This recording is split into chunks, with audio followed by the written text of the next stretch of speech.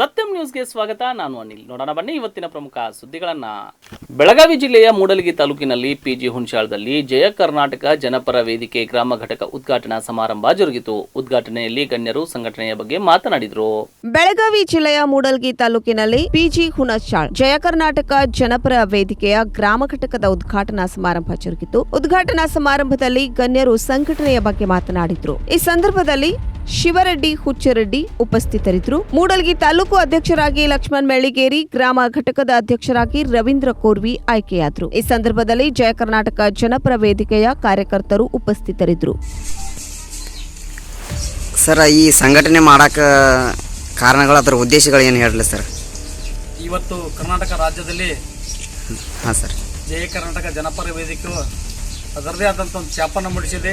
ಹಾಂ ಸರ್, ಇದರ ಸಂಸ್ಥಾಪಕ ಅಧ್ಯಕ್ಷರಾದಂಥ ಹಾಂ ಸರ್, ಬಿ ಗುರುಧನ್ ಶೆಟ್ಟಿ ಅಣ್ಣನವರು ಮಾರ್ಗದರ್ಶನದಲ್ಲಿ ನಡೀತಾ ಇದೆ.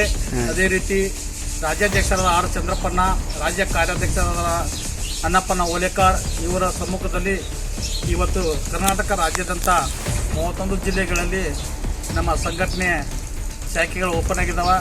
ಸಾಕಷ್ಟು ಸಾವಿರಾರು ಸಂಖ್ಯೆಗಳಲ್ಲಿ ಕಾರ್ಯಕರ್ತರ ಸಂಘಟನೆಗೆ ಸಮುದ್ರಗತೆ ಉಕ್ಕಿ ಬರ್ತಾ ಇದ್ದಾರೆ. ನಮ್ಮ ಸಂಘಟನೆಯ ಶಕ್ತಿಯನ್ನು ನೋಡಿ ಅದೇ ರೀತಿ ನಮ್ಮ ಜಯ ಕರ್ನಾಟಕ ಜನಪರ ವೇದಿಕೆಯ ಸಂಸ್ಥಾಪಕ ಅಧ್ಯಕ್ಷರಾದ ಬಿ ಗುರುಧನ್ ಶೆಟ್ಟಿಯವರು ಪರಿಸರವಾದಿಗಳು. ಸಂಘಟನೆಯ ಶಕ್ತಿ ದೀನ ದಲಿತರಿಗೆ, ಬಡವರಿಗೆ, ಎಲ್ಲರಿಗೂ ಒಂದು ನ್ಯಾಯವನ್ನು ಕೊಡಿಸುವಂಥ ಸಂಘಟನೆ. ಕರ್ನಾಟಕ ರಾಜ್ಯ ಬೆಳಗಾವಿ ಜಿಲ್ಲೆಯ ಹುಕ್ಕೇರಿ ತಾಲೂಕಿನ ಕೊಡಬಾಗಿ ಗ್ರಾಮದ ಘಟಪ್ರಭಾ ನದಿಯ ತಟದಲ್ಲಿರುವ ಜಗನ್ಮಾತೆ ದುರ್ಗಾದೇವಿಯ ಜಾತ್ರೆಯು ಪ್ರತಿ ವರ್ಷ ಆಷಾಢ ಮಾಸದ 3ನೇ ಮಂಗಳವಾರ ದಿನಾಂಕ 19 ಜುಲೈ 2022ರಂದು ದೇವಿಗೆ ಉಡಿ ತುಂಬುವ ಕಾರ್ಯಕ್ರಮ ಮತ್ತು ಬುಧವಾರ ದಿನಾಂಕ 20 ಜುಲೈ 2022ರಂದು ದೇವಿಯ ಪಲ್ಲಕ್ಕಿ ಉತ್ಸವ ಕಾರ್ಯಕ್ರಮವು ವಿಜೃಂಭಣೆಯಿಂದ ಜರುಗಲಿದೆ. ಜಾತ್ರಾ ಕಮಿಟಿ ವತಿಯಿಂದ ಸದ್ಭಕ್ತರಿಗೆ ಜಾತ್ರೆಗೆ ಆಗಮಿಸಲು ಸ್ವಾಗತ ಕೋರಲಾಗಿದೆ. ಕರ್ನಾಟಕ ರಾಜ್ಯ ಬೆಳಗಾವಿ ಜಿಲ್ಲೆಯ ಹುಕ್ಕೇರಿ ತಾಲೂಕಿನ ಕೊಟಬಾಗಿ ಗ್ರಾಮದ ಘಟಪ್ರಭಾ ನದಿಯ ತಟದಲ್ಲಿರುವ ಜಗನ್ಮಾತೆ ಶ್ರೀ ದುರ್ಗಾದೇವಿಯ ಜಾತ್ರೆಯು ಪ್ರತಿ ವರ್ಷ ಆಷಾಢ ಮಾಸದ 3ನೇ ಮಂಗಳವಾರ ದಿನಾಂಕ 19 ಜುಲೈ 2022ರಂದು ದೇವಿಗೆ ಉಡಿ ತುಂಬುವ ಕಾರ್ಯಕ್ರಮ ಮತ್ತು ಬುಧವಾರ ದಿನಾಂಕ 20 ಜುಲೈ 2022ರಂದು ದೇವಿಯ ಪಲ್ಲಕ್ಕಿ ಉತ್ಸವ ಕಾರ್ಯಕ್ರಮವು ವಿಜೃಂಭಣೆಯಿಂದ ಜರುಗಲಿದೆ. ಕಾರಣ, ಸದ್ಭಕ್ತರೆಲ್ಲರೂ ದೇವಿಯ ಜಾತ್ರೆಗೆ ಆಗಮಿಸಿ ದೇವಿಯ ದರ್ಶನವನ್ನ ಪಡೆದುಕೊಂಡು ಪಾವನರಾಗುವಂತೆ ಜಾತ್ರಾ ಕಮಿಟಿಯ ಸದಸ್ಯರು ಸರ್ವ ಸದ್ಭಕ್ತರಲ್ಲಿ ಪ್ರಾರ್ಥಿಸಿರುತ್ತಾರೆ.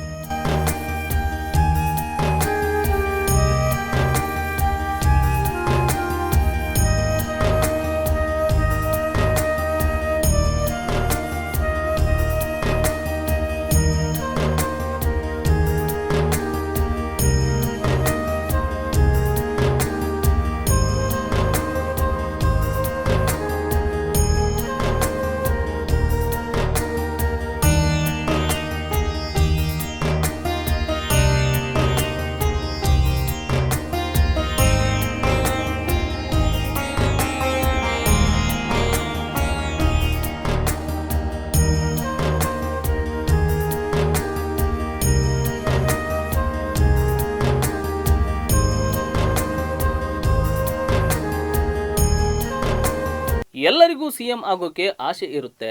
ಮಾಜಿ ಮುಖ್ಯಮಂತ್ರಿ ಸಿದ್ದರಾಮಯ್ಯ ಅವರಿಗೂ ಆಸೆ ಇದೆ. ಜನರು ಆಶೀರ್ವಾದ ಮಾಡಿದಾಗ ಮಾತ್ರ ಮುಖ್ಯಮಂತ್ರಿ ಆಗುವುದಕ್ಕೆ ಸಾಧ್ಯ ಎಂದು ಅಥಣಿಯಲ್ಲಿ ಚಿಕ್ಕ ನೀರಾವರಿ ಹಾಗೂ ಕಾನೂನು ಸಂಸದೀಯ ವ್ಯವಹಾರಗಳ ಸಚಿವ ಜೆಸಿ ಮಾಧುಸ್ವಾಮಿ ಹೇಳಿದರು. ಎಲ್ಲರಿಗೂ ಸಿಎಂ ಆಗೋಕೆ ಆಸೆ ಇರುತ್ತದೆ. ಜೆಸಿ ಮಾಧುಸ್ವಾಮಿ: ಎಲ್ಲರಿಗೂ ಸಿಎಂ ಆಗೋಕೆ ಆಸೆ ಇರುತ್ತದೆ. ಮಾಜಿ ಮುಖ್ಯಮಂತ್ರಿ ಸಿದ್ದರಾಮಯ್ಯ ಅವರಿಗೂ ಆಸೆ ಇದೆ. ಜನರು ಆಶೀರ್ವಾದ ಮಾಡಿದಾಗ ಮಾತ್ರ ಮುಖ್ಯಮಂತ್ರಿ ಆಗುವುದಕ್ಕೆ ಸಾಧ್ಯ ಎಂದು ಚಿಕ್ಕ ನೀರಾವರಿ ಮತ್ತು ಕಾನೂನು ಸಂಸದೀಯ ವ್ಯವಹಾರಗಳ ಸಚಿವ ಜೆಸಿ ಮಾಧುಸ್ವಾಮಿ ಹೇಳಿದರು. ಅವರು ಬೆಳಗಾವಿ ಜಿಲ್ಲೆಯ ಅಥಣಿ ತಾಲೂಕಿನ ಬಾಡಗಿ ಗ್ರಾಮದಲ್ಲಿ ಕೆರೆ ತುಂಬಿಸುವ ಯೋಜನೆಗೆ ಚಾಲನೆ ನೀಡಿ ಮಾತನಾಡುತ್ತಿದ್ರು. ಈಗಾಗಲೇ ಸಿದ್ದರಾಮಯ್ಯ ಮುಖ್ಯಮಂತ್ರಿ ಆಗಿದ್ದಾರೆ, ಇನ್ನೊಮ್ಮೆ ಸಿಎಂ ಆಗ್ಬೇಕು ಅಂತ ಆಸೆ ವ್ಯಕ್ತಪಡಿಸುತ್ತಿದ್ದಾರೆ. ಇದಕ್ಕೆ ಜನರು ತೀರ್ಮಾನ ಮಾಡಬೇಕೆಂದು ಹೇಳಿದ್ರು. ಅಥಣಿ ಶಾಸಕ ಮಹೇಶ್ ಕುಮಠಳ್ಳಿ ಅನುಪಸ್ಥಿತಿ ಕಾರ್ಯಕ್ರಮ. ರಾಷ್ಟ್ರಪತಿ ಸ್ಥಾನಕ್ಕೆ ಚುನಾವಣೆ ಹಿನ್ನೆಲೆ ವಿಪ್ ಜಾರಿಯಾಗಿದೆ. ಇದರಿಂದಾಗಿ ಅವರು ಬೆಂಗಳೂರಿನಲ್ಲಿದ್ದಾರೆ. ನಮಗೆ ಏರ್ಪೋರ್ಟ್ ಟಿಕೆಟ್ ಇರುವುದರಿಂದ ನಾವು ಬಂದೆವು. ಈ ಕಾರ್ಯಕ್ರಮದಲ್ಲಿ ಶಾಸಕರು ಗೈರಾಗಿದ್ದಾರೆ ಅಂತ ಸಚಿವರು ಸಮಜಾಯಿಷಿ ಹೇಳಿದ್ರು. ಕೆರೆ ತುಂಬುವ ಯೋಜನೆ 1 113 ಕೋಟಿ ರೂಪಾಯಿ ಕಾಮಗಾರಿ ಮೊದಲೇ ಹಂತ ಹಂತವಾಗಿ 43.53 ಕೋಟಿ ರೂಪಾಯಿ ವೆಚ್ಚದಲ್ಲಿ ಪ್ರಾರಂಭಗೊಂಡಿದೆ. ಅಥಣಿ ತಾಲೂಕಿನ ಝುಂಜರವಾಡ್ ಗ್ರಾಮದ ಹತ್ತಿರ ಕೃಷ್ಣಾ ನದಿಯಿಂದ ಏತ ನೀರಾವರಿ ಯೋಜನೆ ಮೂಲಕ ಯಲ್ಲಮ್ಮವಾಡಿ ಕೆರೆ ಮತ್ತು ಇತರೆ 8 ಕೆರೆಗಳನ್ನು ತುಂಬಿಸಿ ಅಂತರ್ಜಲ ಮಟ್ಟ ಹೆಚ್ಚಿಸಲು ಉದ್ದೇಶಿಸಲಾಗಿದ್ದು, ಯೋಜನೆ ಅಡಿ ಒಟ್ಟು 7 ಗ್ರಾಮಗಳ 9 ಕೆರೆಗಳನ್ನು ತುಂಬಿಸುವ ಯೋಜನೆ ಇದಾಗಿದೆ. ಅಥಣಿ ತಾಲೂಕಿನ ಯಲ್ಲಮ್ಮವಾಡಿ, ಬಾಡ್ಗಿ, ಐಗಳಿ, ಕೋಹಳ್ಳಿ, ಅಡಹಳ್ಳಿ, ಆಡಾಳ್ಹಳ್ಳಿ, ಪಡಿತರ್ವಾಡಿ, ತೇಲಸಂಗ ಮತ್ತು ಅರಟಾಳ ಗ್ರಾಮಗಳಲ್ಲಿ ಮಳೆ ಅಭಾವದಿಂದಾಗಿ ಅಂತರ್ಜಲ ಮಟ್ಟ ಕುಸಿದು ತೆರೆದ ಬಾವಿ ಹಾಗೂ ಕೊಳವೆ ಬಾವಿಗಳಿಗೆ ನೀರು ಸಿಗದೆ ಇರುವುದರಿಂದ ಜನ ಮತ್ತು ಜಾನುವಾರುಗಳು ಬೇಸಿಗೆ ಸಮಯದಲ್ಲಿ ಕುಡಿಯುವ ನೀರಿಗೂ ಸಂಕಟ ಪಡುವ ಪರಿಸ್ಥಿತಿ ಉದ್ಭವಿಸುತ್ತದೆ. ಆದ್ದರಿಂದ ಝುಂಜರವಾಡ್ ಗ್ರಾಮದ ಹತ್ತಿರ ಕೃಷ್ಣಾ ನದಿಯಿಂದ ಏತ ನೀರಾವರಿ ಯೋಜನೆ ಮೂಲಕ ಹಂತ 1 ಯಲ್ಲಮ್ಮನವಾಡಿ ಗ್ರಾಮದ ಹತ್ತಿರದ ಕೆರೆಯನ್ನ ತುಂಬಿಸುವುದು ಹಾಗೂ ಬಾಡಗಿ ಗ್ರಾಮದ ರಿಜಿಸ್ಟರ್ ನಂಬರ್ 55ರ ಮೋಪಕ್ ಗೈರಾನ್ ಶಾಖೆಯಲ್ಲಿ ಹೊಸ ಕೆರೆ ನಿರ್ಮಿಸಲು ಉದ್ದೇಶಿಸಲಾಗಿದ್ದು ಹಾಗೂ ಹಂತ 2ರಲ್ಲಿ ಯಲ್ಲಮ್ಮವಾಡಿ ಕೆರೆಯಿಂದ ನೀರನ್ನ ಎತ್ತುವಳಿ ಮಾಡಿ ಏತ ನೀರಾವರಿ ಯೋಜನೆ ಮೂಲಕ ಬಾಡ್ಗಿ, ಐಗಳಿ, ಕೋಹಳ್ಳಿ, ಅಡಹಳ್ಳಿ, ಅಡಾಳಹಳ್ಳಿ ಹಾಗೂ ಅರಟಾಳ್ ಗ್ರಾಮದ ಕೆರೆಗಳನ್ನ ತುಂಬಿಸಲು ಯೋಜಿಸಲಾಗಿದೆ. ಕೃಷ್ಣಾ ನದಿಯಿಂದ ಯೋಜನೆಗೆ ಒಟ್ಟು 173 ಎಂಸಿಎಫ್ಟಿ ನೀರನ್ನು ಎತ್ತುವಳಿ ಮಾಡಿ 9 ಕೆರೆಗಳನ್ನು ತುಂಬಿಸಿ ಸುಮಾರು 11 ಗ್ರಾಮಗಳ ಅಂತರ್ಜಲ ಮಟ್ಟವನ್ನು ಹೆಚ್ಚಿಸಿ ಬೇಸಿಗೆ ಸಮಯದಲ್ಲಿ ಜನ ಮತ್ತು ಜಾನುವಾರುಗಳಿಗೆ ಕುಡಿಯುವ ನೀರಿನ ತೊಂದರೆಯನ್ನು ನಿವಾರಿಸಲು ಉದ್ದೇಶವಾಗಿದೆ ಎಂದು ಸಚಿವರು ಹೇಳಿದರು. ನಾವು ಸೆಲೆಕ್ಟ್ ಮಾಡಲ್ಲ, ಕೇಂದ್ರ ಸರ್ಕಾರದವ್ರು ಮಾಡ್ಬಿಟ್ಟವ್ರೆ. ಕಾರ್ಯಕ್ರಮ ಮಾಡ್ತೀವಿ ನಾವು, ಅಷ್ಟೇ. ನಾವು ಸೆಲೆಕ್ಟ್ ಮಾಡಲ್ಲ. ಎಸ್, ನಾಡಿದ್ದು ದ್ರೌಪದಿ ಮುರ್ಮು ನಮ್ಮ ಅಭ್ಯರ್ಥಿ, ಅವರು ಒಬ್ಬ ಟ್ರೈಬಲ್ ಲೇಡಿಗೆ ಫಸ್ಟ್ ಟೈಮ್ ನಾವು ಸೀಟ್ ಕೊಟ್ಟಿದ್ದೀವಿ. ಹೇಗಾದ್ರು ಮಾಡಿ ಹಾಕಿ ಕನಿಷ್ಠ 70% ವೋಟ್ ಹಾಕ್ಸ್ಬೇಕು ಅಂತ ಟ್ರೈ ಮಾಡ್ತೀವಿ. ಹಾಗೆ ಇದ್ದಾರೆ ಅವ್ರು. ಹಾಗೆ ಎಲ್ಲಾ ರಾಜ್ಯಗಳಲ್ಲೂ ಅವ್ರಿಗೆ ಸಪೋರ್ಟ್ ಸಿಕ್ಕಿದೆ. ಲೀಡು ಮಾರ್ಜಿನ್ ಜಾಸ್ತಿ ಮಾಡಕ್ಕೆ ಏನಾದ್ರು ಗೌರವ ಬರಲಿ ಅಂತ ಹೋರಾಡ್ತೀವಿ. ಎಲ್ಲರೂ ಆಗ್ತೀವಿ ಅಂತಲ್ಲ ರಾಜಕೀಯಕ್ಕೆ ಬರೋದು. ಸಿದ್ದರಾಮಯ್ಯವ್ರಿಗೂ ಕನಸಿದೆ, ಮಾಡಿದ್ದಾರೆ. ಎಲ್ಲರಿಗೂ ಆಸೆ ಇದೆ, ಆಗ್ತದೆ ಓಡಾಡ್ತಾರಪ್ಪ. ಜನ ಓಟ್ ಕೊಡ್ಬೇಕಾದ್ರೆ ಸಿದ್ದರಾಮಯ್ಯರಾಗಕ್ಕೆ, ಇನ್ನೊಬ್ರಾಗಕ್ಕೆ ಆಶೀರ್ವಾದ ಮಾಡೋ ಜನ ಏನಪ್ಪ ಮಾಡಿದಾಗ ನೋಡೋಣ ಬಿಡಿ. ನಮ್ದು ಮೊದಲೇ ಫಿಕ್ಸ್ ಆಗಿತ್ತು. ನಮ್ಗೆ ಏನಾಯ್ತು, ನಾಡಿದ್ದು ರಾಷ್ಟ್ರಪತಿ ಎಲೆಕ್ಷನ್ ಇರೋದ್ರಿಂದ ಬಿಜೆಪಿ MLAಗಳು ನಿಂತು ಇವತ್ತು ಸಂಜೆಯಿಂದ ನಾಡಿದ್ದವರೆಗೆ ಅಲ್ಲೇ ಒಂದೇ ಕಡೆ ಇರ್ಬೇಕಂತ ನಾವು ಡಿಸಿಷನ್ ತಗೊಂಡಿದ್ದಕ್ಕೆ ಅರ್ಜೆಂಟಾಗಿ ವಾಪಸ್ ಹೋಗ್ಬೇಕಾಯ್ತು. ತರಾತುರಿ ನಿಗದಿ ಆಗ್ಲಿಲ್ಲ. ಇಡ್ಲಿ ಮೊದಲೇ ಮಾಡ್ಬಿಟ್ಟಿದ್ವಿ, ಹಿಂಗಿರ್ಬೇಕಾಗತ್ತೆ ಅಂತ ಗೊತ್ತಾಗಿರ್ಲಿಲ್ಲ. ಪಕ್ಷದ ಶಿಸ್ತು ಅಂದ್ಮೇಲೆ ನಾವು ಸಾಯಂಕಾಲದೊಳಗೆ ಅಲ್ಲಿ ಇರ್ಬೇಕಪ್ಪ. ಅದೇ ಅವರೆಲ್ಲ ಅಲ್ಲಿದ್ದಾರೆ ಮರಿ. ಇವತ್ತಿಂದ ಅವರು ಮುಖ್ಯಮಂತ್ರಿಗಳ ಜೊತೆ ಬೆಂಗಳೂರಿನಲ್ಲಿ ನಾವು ಮೀಟಿಂಗ್ ಮಾಡ್ಕೊಂಡು ಒಟ್ಟಿಗೆ ಇರ್ಬೇಕಂತ ಇರೋದ್ರಿಂದ ಅವ್ರು ಇದ್ದಾರೆ. ಸಾಯಂಕಾಲ ಮುಖ್ಯಮಂತ್ರಿಗಳು ಊಟ ಹಾಕ್ತಾರೆ. ನಾಳೆ ಎಲ್ಲ ನಾವು ಒಂದೇ ಕಡೆ ಇರ್ತೀವಿ, ಒಂದೇ ಕಡೆ ತಂಗ್ತಾ ಇದೀವಿ. ಹಂಗಾಗಿ ಫಿಕ್ಸ್ ಆಗಿತ್ತು. 2ನೇ ಸರಿ ಕ್ಯಾನ್ಸಲ್ ಮಾಡೋದು ಬೇಡ ಅಂತ ಬಂದೆ. ಯಾರು ನಂಗೆ ಗೊತ್ತಾಗಲಿಲ್ಲ. ನಾವು ಮೊದಲೇ ಟಿಕೆಟ್ ಬುಕ್ ಮಾಡ್ಬಿಟ್ಟಿದ್ವಿ, ಗೊತ್ತಿರ್ಲಿಲ್ಲ ನಮ್ಗೆ ಹಿಂಗಾಗುತ್ತೆ. ಸಡನ್ ಆಗಿ ಫಿಕ್ಸ್ ಆಗಿ ಗೋವಾ ರಾಜ್ಯದಿಂದ ಅಕ್ರಮವಾಗಿ ಸಾಗಾಟ ಮಾಡಲಾಗುತ್ತಿದ್ದ ವಿವಿಧ ಕಂಪನಿಯ 18.30 ಲಕ್ಷ ರೂಪಾಯಿ ಮೌಲ್ಯದ ಸಾರಾಯಿಯನ್ನ ಚಿಕ್ಕೋಡಿ ವಲಯ ಅಬಕಾರಿ ಅಧಿಕಾರಿಗಳು ಸಂಕೇಶ್ವರದ ಕಮತ್ನೂರು ಬಳಿ ಲಾರಿ ಸಮೇತ ವಶಪಡಿಸಿಕೊಂಡಿದ್ದಾರೆ. ಗೋವಾ ರಾಜ್ಯದಿಂದ ಅಕ್ರಮವಾಗಿ ಸಾಗಾಟ ಮಾಡಲಾಗುತ್ತಿದ್ದ ವಿವಿಧ ಕಂಪನಿಗಳ 18.30 ಲಕ್ಷ ರೂಪಾಯಿ ಮೌಲ್ಯದ ಸಾರಾಯಿಯನ್ನ ಚಿಕ್ಕೋಡಿ ವಲಯದ ಅಬಕಾರಿ ಅಧಿಕಾರಿಗಳು ಸಂಕೇಶ್ವರದ ಕಮತ್ನೂರು ಬಳಿ ಲಾರಿ ಸಮೇತ ವಶಪಡಿಸಿಕೊಂಡಿದ್ದಾರೆ. ಗೋವಾ ರಾಜ್ಯದಿಂದ ಅಂಬೋಲಿ ಮಾರ್ಗವಾಗಿ ಲಾರಿಯೊಂದರಲ್ಲಿ ಅಕ್ರಮವಾಗಿ ಮದ್ಯ ಸಾಗಿಸುತ್ತಿದ್ದ ವೇಳೆ ಹುಕ್ಕೇರಿ ತಾಲೂಕಿನ ಕಮತ್ನೂರ್ ಗೇಟ್ ಬಳಿ ದಾಳಿ ಮಾಡಿದ ಅಬಕಾರಿ ಅಧಿಕಾರಿಗಳು 18.30 ಲಕ್ಷ ರೂಪಾಯಿ ಮೌಲ್ಯದ 200 ಲೀಟರ್ನ ಬಾಕ್ಸ್ ಉಳ್ಳ ಸಾರಾಯಿಯನ್ನ ವಶಕ್ಕೆ ಪಡೆದುಕೊಂಡಿದ್ದಾರೆ.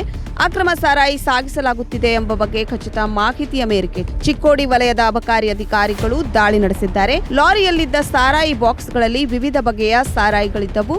ಆರೋಪಿ ಬೆಳಗಾವಿಯ ಖನಗಾವಿಯ 38 ವರ್ಷದ ಬಸವರಾಜ್ ದಿಂಡಲ್ ಕುಂಪಿ ವಶಕ್ಕೆ ಪಡೆಯಲಾಗಿದೆ. ಫಿರೋಜ್ ಖಾನ್ ಕಿಲ್ಲೆದಾರ್ ಅವರ ಮಾರ್ಗದರ್ಶನದಲ್ಲಿ ಈ ದಾಳಿಯನ್ನ ನಡೆಸಲಾಗಿದೆ ಎಂದು ಅಬಕಾರಿ ಚಿಕ್ಕೋಡಿ ವಲಯ ಉಪ ಆಯುಕ್ತ ಜಗದೀಶ್ ಕುಲಕರ್ಣಿ ತಿಳಿಸಿದ್ದಾರೆ. ಈ ದಾಳಿಯಲ್ಲಿ ಚಿಕ್ಕೋಡಿ ಡಿಎಸ್ಪಿ ಅನಿಲ್ ಕುಮಾರ್ ನಂದೀಶ್ವರ್, ಬೆಳಗಾವಿಯ ಸಿಎಸ್ ಪಾಟೀಲ್, ಪ್ರವೀಣ್ ರಂಗಸುಭೆ, ವಿಜಯ್ ಕುಮಾರ್ ಮೆಳವಂಕಿ, ಲಿಂಗರಾಜ್ ಶ್ರೀಶೈಲ್ ಗುಡ್ಮೆ, ಸಿಬ್ಬಂದಿಗಳಾದ ಹಸನ್ ಸಾಬ್ ನದಾಫ್, ಮಹಾಬಲ್ ಉಗಾರ್, ಶಂಕರ್ ಮುಧೋಳ್ ಉಪಸ್ಥಿತರಿದ್ದರು.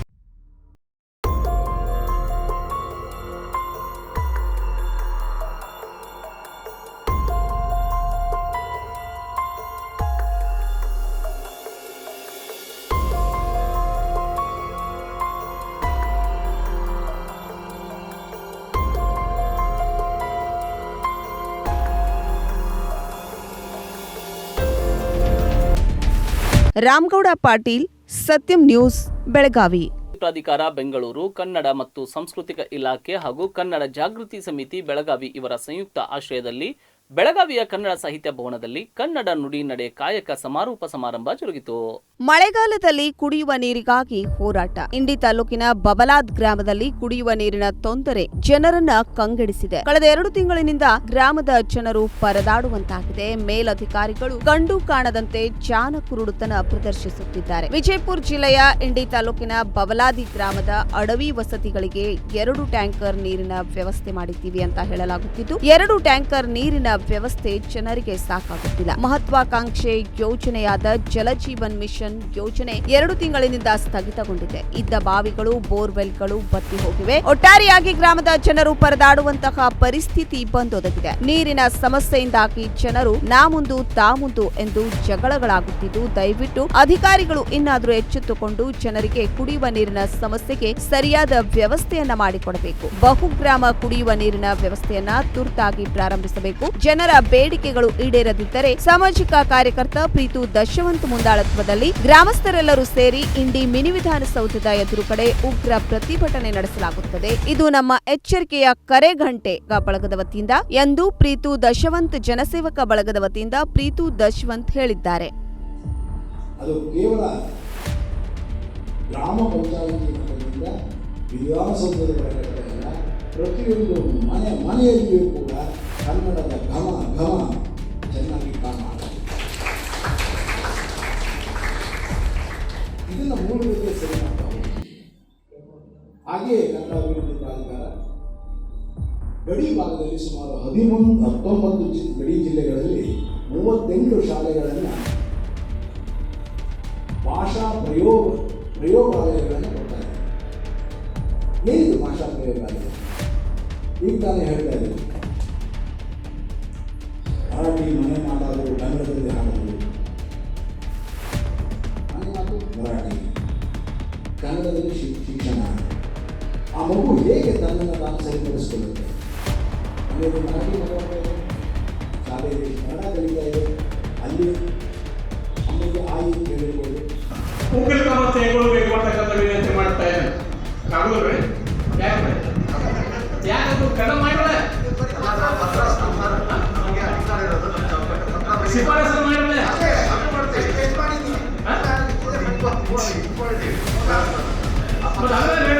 ಮಾಡಿರುವಂತ ಹೇಳಿದ್ರೆ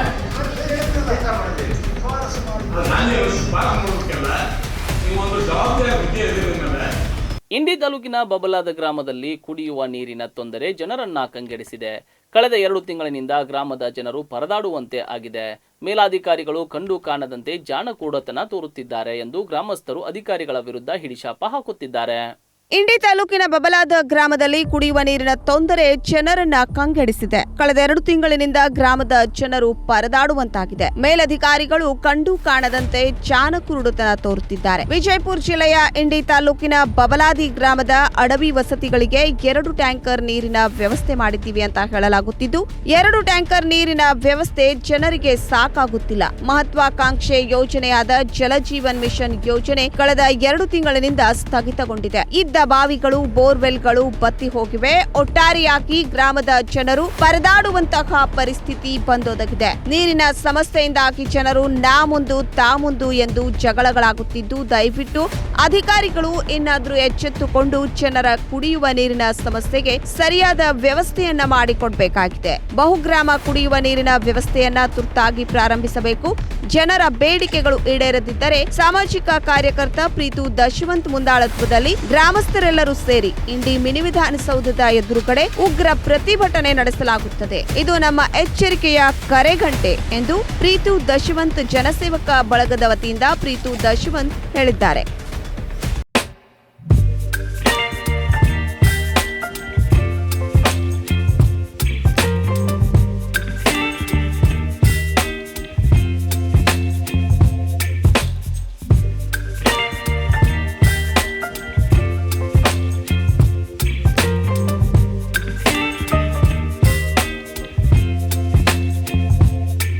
Baby, you give me ice and fire.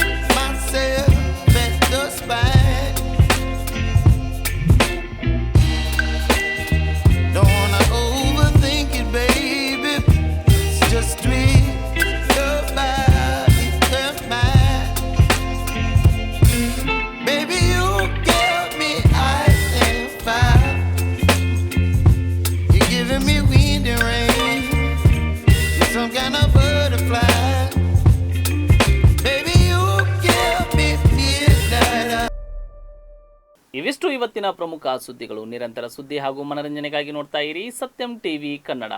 ನಮ್ಮ ನಡೆ ಸತ್ಯದ ಕಡೆ.